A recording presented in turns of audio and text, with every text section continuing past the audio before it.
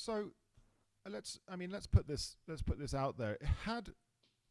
Had Diana Camacho called you and said, let's just sort this out. Can you do me a favor? Blur my face, take it down. We're colleagues. You would have done so. Yeah, obviously. Like, isn't that the best way to do this? Because it's like, if she somehow, for her personal reasons, like felt personally offended, then why wouldn't I? Even though like I'm legally allowed to offend someone, why would I if I'm talking about a different subject? You know, like so in this case, like had she contacted me, of course I would have changed the image. Like, just because like I'm not an asshole, you know, like however, like if I get sued, then suddenly like it becomes like a whole different thing.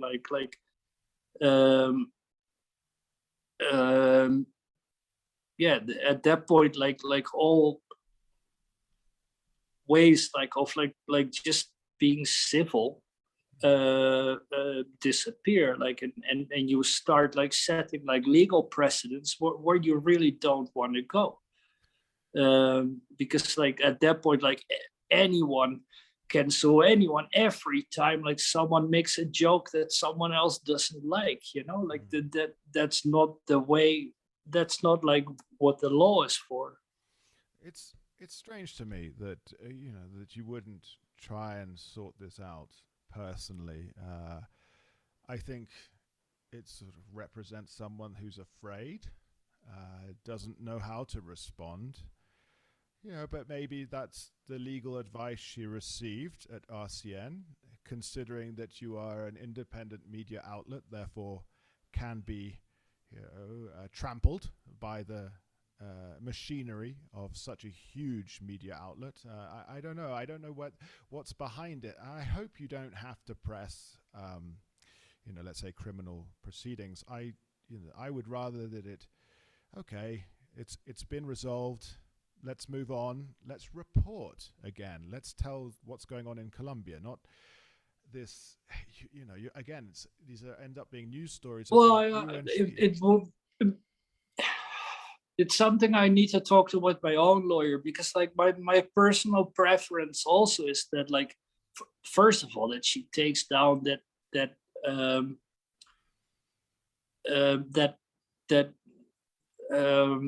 ruling that's been overturned. Like she claims that she defeated me in court, but the opposite is true.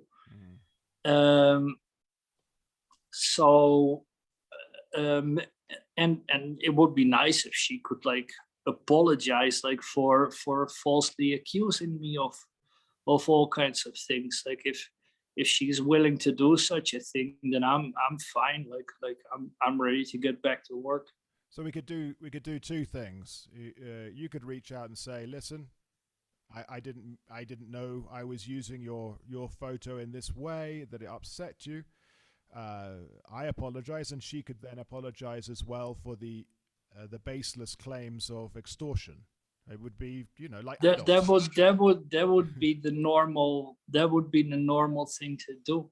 Yeah, maybe I'm just so naive on this thing. I don't know. I mean, two adults could work this out, couldn't they? I mean, I don't think it's a spat. But if you were to do this again, let's ask this: use a cartoon. Use a drawing. Maybe it would be. Well, better. No, because like, oh well, no, maybe you're right. Maybe I should use a drawing, or be so sensitive, like to put a smiley face like over the other person's face. However, like I was talking about like the broadcasts of RCN. So like if I want to use an image of the subject, there's going to be a person in it, like either a presenter or a reporter or anyone. So it's also kind of like difficult where you say like when my subject is like RCN Noticias, like the news program of RCN, and I can't use like images of that news program, then that's also like well, because then like if I write about like a politician and I take a picture of that person during a public performance while doing his job as a public servant, then that politician can say like, oh, but I never told you that you could use that image, like use this image instead.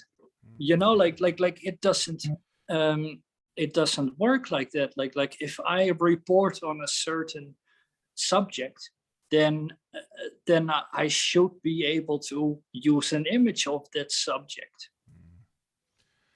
Yeah, I mean, my overwhelming feeling at the end, of course, about self-censorship and so on, is it just got. I mean, this is still Colombia, and and the situation in which we are existing as the independent media.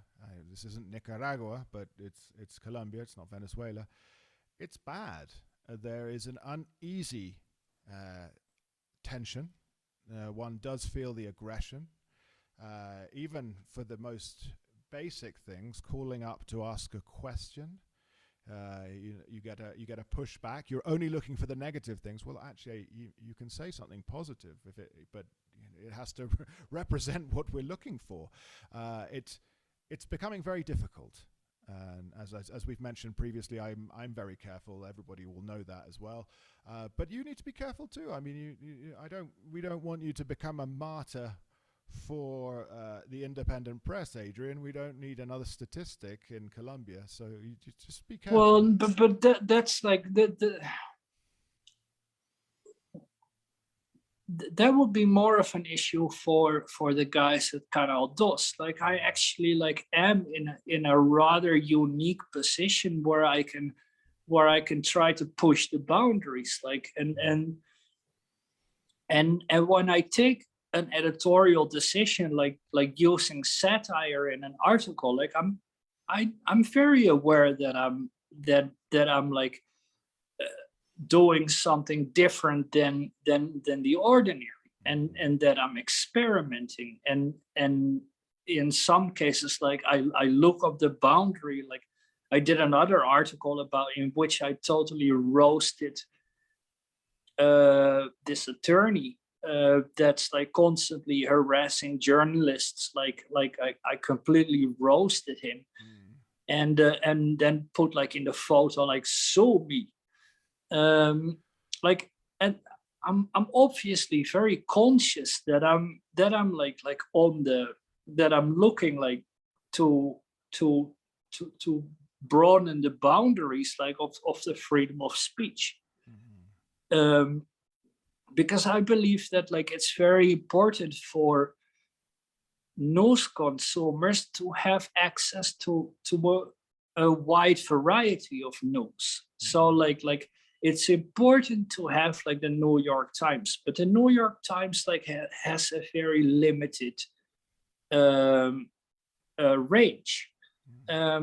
Additionally, like you need access to cartoons like that make fun of things, like so you can you also like don't take everything so fucking seriously. You need access to editorials like where people give their opinions, so you are pushed like to think like, oh, I agree with that person, or you think of arguments why you don't agree with that person. And it's important for our understanding of the society that we live in, that we have that we have access to a plurality of news sources and also sources of opinion. Because like that allows us to have a broader understanding of the society that we live in. And if the situation is now as such that like we can't talk about like corporate involvement in criminal activity, for example. So it's really important, and it's important that we do talk about it. So like you're going to need people that are going to push the boundaries, like in order to create an environment where those things can be discussed. And I personally enjoy, like generally I enjoy like looking up those boundaries. Like I don't mind being, I like being polemic, you know, I enjoy it when people get offended. I think it's funny often. I don't like it when I get death threats. Like so like that's like where you want to like sort of like create it, like make certain, well, take certain actions so that like that doesn't happen, you know, I don't mind being insulted or people, well, telling me that I'm full of shit, like whatever, that's like totally fair. But it cannot, what cannot happen is that I receive death threats. Like that's like, if that happens, then we need to have a discussion and take certain actions that we prevent that from happening again. I'm just it concerns me, and finally, as we wind this down, it saddens me that a case that comes out over, well, your end satire and her end accusing you of slander is now going to go perhaps to a criminal proceeding. I think it's a sad state of affairs that this should be the case, and yeah, I wish it would just sort of, I don't know. Is it a requirement that these things should continue? And the other point then you say is like we need to continue to discuss. And well, let me add something that like what I also asked is I asked the association of foreign press in Colombia